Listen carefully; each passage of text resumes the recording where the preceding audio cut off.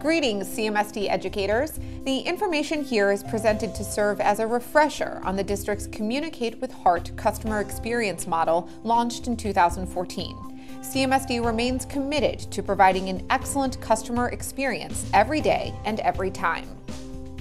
Under the Cleveland Plan, we continue to deliver on the goal of shifting our culture to becoming more service-oriented through improving communication and customer satisfaction.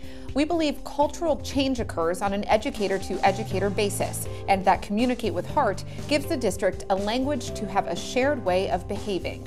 Adopted from the Cleveland Clinic, Communicate with Heart is aligned with the Cleveland Plan goal of delivering a measured customer satisfaction program for families and employees. The district's Communicate with Heart program was launched to improve customer service, increase family engagement, and ensure satisfaction with the CMSD experience.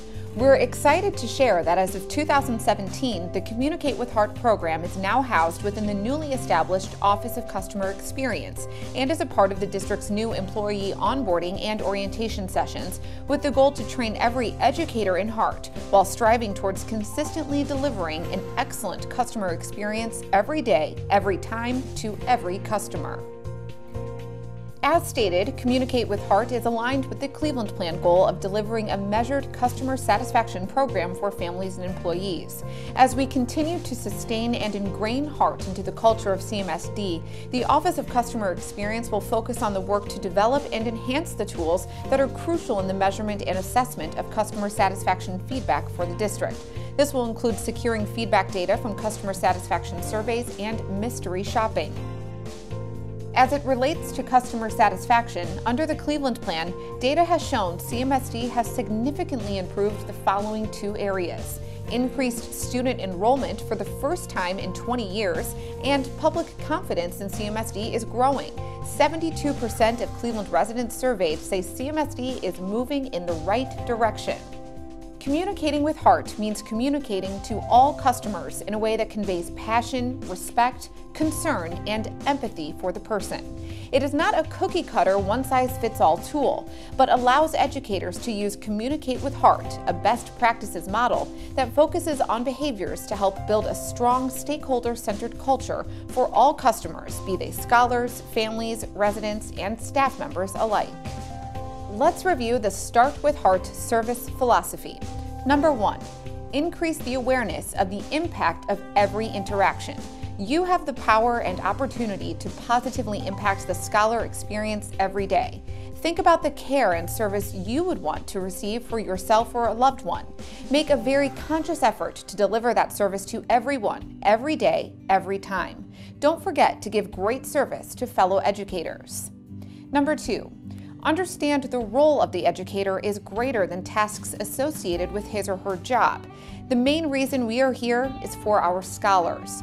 As you go about your day, seek out an opportunity to make a scholar's experience better. This can be done by giving directions, answering questions, picking up paper from the floor, and countless other ways. No matter where you are or what you're doing, as an employee of this organization, you are always representing CMSD. Number 3, remember, we are all educators. All staff share this role. For example, bus drivers, custodians, teachers, paraprofessionals, principals, and central office staff. Number 4, educators are empowered to deliver excellent service. Do step outside yourself to deliver excellent service. Don't be defined by your role. Use every opportunity you have to ensure a great experience. What makes up Communicate with Heart? As you may recall, there are two core components of this proven customer service delivery model: Start with Heart and Respond with Heart. Scholars and their caregivers expect great service, so let's review the behaviors that create great service. Communicate with Heart calls these expected service behaviors: acknowledge the other person, introduce self and role, use person's preferred name, that means we may have to ask what the preferred name is, clearly communicate expectations, offer to resolve concerns or forward to the appropriate person, use active listening, communicate empathy, use common courtesy, offer to help.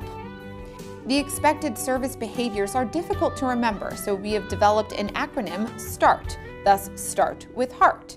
S, smile and greet warmly. T, Tell your name, role, and what to expect. A. Active listening and assist. R. Rapport and relationship building. T. Thank the person.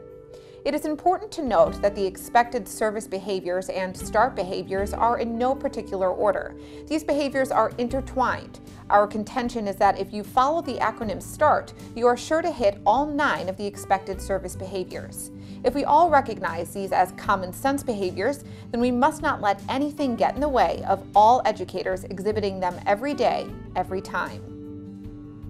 Sometimes you are not the appropriate educator to address the concern. Whether in person, via email, or phone, you may have to transfer the customer to someone else. Warm transfer techniques are also known as soft transfers. Please review the warm transfer techniques noted here, which help to ease the transition whether in person or via phone.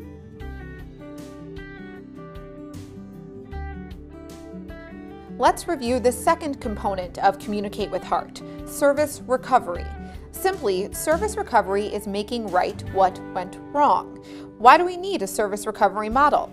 It's the right thing to do. Research shows that 50% of unsatisfied customers complain to frontline staff. As educators, we are all frontline staff. It makes your job easier.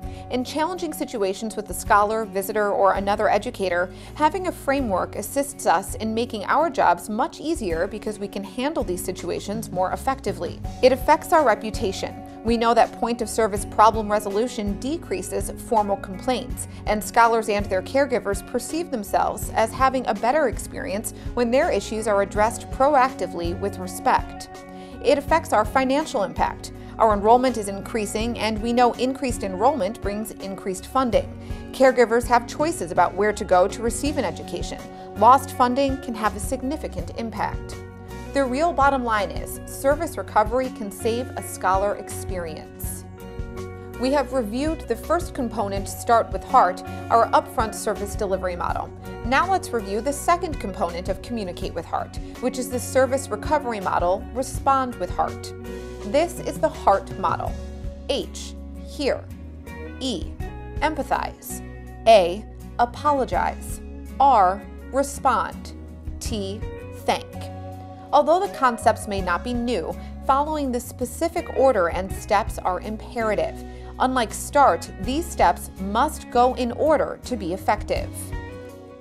The H in Respond with H.E.A.R.T is for hear.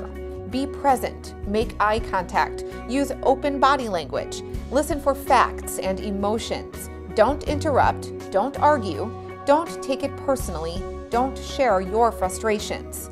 Active listening involves giving the person your full attention. This is a key component in the H. You must hear the details being shared with you. Doing the H is important for 2 reasons: to get information from the person and to create an atmosphere of trust. You want the person to know you are interested in what they are saying and you are focused on them. The E in Respond with H.E.A.R.T is for empathy. The E in the model also represents emotions. As you listen, also listen for the emotions behind the words. In this step of the model, you will respond to the person's feelings with spoken words.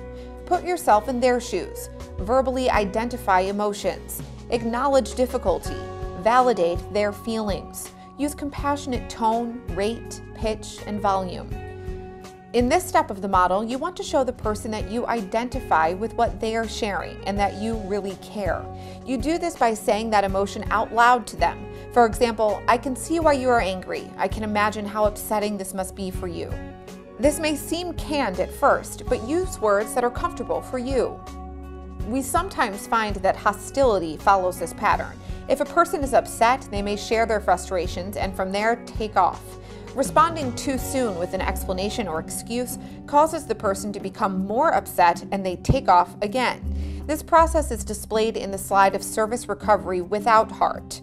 Sometimes the explanation, when it comes without the H and the E, can be perceived as an argument if the person is not ready to hear it. The more you intervene causes the person to become more upset. With H.E.A.R.T, the key is pausing to listen and not intervening too soon. Let the person tell their story. When they realize you are listening, they will pause. We call this pause a gift. Now you can interject with an empathetic statement, such as, "I can imagine how frustrated you are." Make these your own words and begin to de-escalate the conversation to continue with H.E.A.R.T and move to an apology. The A in H.E.A.R.T is the apology in the model. Many people interchange empathy and apology. They are different and crucial. Remember, empathy is acknowledgement of emotions and apology is expressing regret for a situation. The apology must be sincere and blameless. Apologizing for a person's situation does not mean that it's your fault. Just like empathetic statements, make sure your apology is in your own and most sincere words. Let's talk about the R. When presented with a problem, we often by instinct want to fix it right away. Always remember the steps in the model are done in order. Don't respond too soon. H. Hear the person's story and listen for details and emotions behind the words. E. Empathize by acknowledging their emotions with an empathetic statement. A. Apologize that the person had a challenging experience. Then respond. The R should never be done first. In responding, you will, number 1, address what you can. Number 2, set realistic expectations with the person. For example, you'll hear back from me within 24 hours. Number 3, if unresolved, involve appropriate supervisor or refer to the Ombudsman's office. And number 4, follow up as appropriate. T is the last step in the Respond with H.E.A.R.T model. The T represents thank the person. We thank them because we appreciate someone bringing a concern to our attention. It helps provide better service for everyone, and the person could be speaking for those customers in particular who don't have advocates and cannot speak for themselves. Every complaint is a gift. Remember, be sincere. The information and feedback we receive is important to us and allows us to continuously improve. Note, after you do the 5 steps in the H.E.A.R.T model, conclude by asking, is there anything else I can do for you? Our CMSD educators are an essential part of the team. Educators are encouraged to use Communicate with H.E.A.R.T proactively. You don't have to be in a challenging situation to use the principles of H.E.A.R.T. We can help prevent a situation from escalating by using H.E.A.R.T, and the steps in the model can be used to prevent the need for service recovery altogether. As a team, communicating with H.E.A.R.T is just as powerful and effective with colleagues, who are our internal customers. Remember to use H.E.A.R.T when talking and interacting with coworkers. It's hard to do it for others when not doing it for ourselves. The Communicate with H.E.A.R.T model empowers educators to make a difference and to see every situation as a gift to make someone else feel valued. People will forget what you did or what you said, but they will never forget how you made them feel.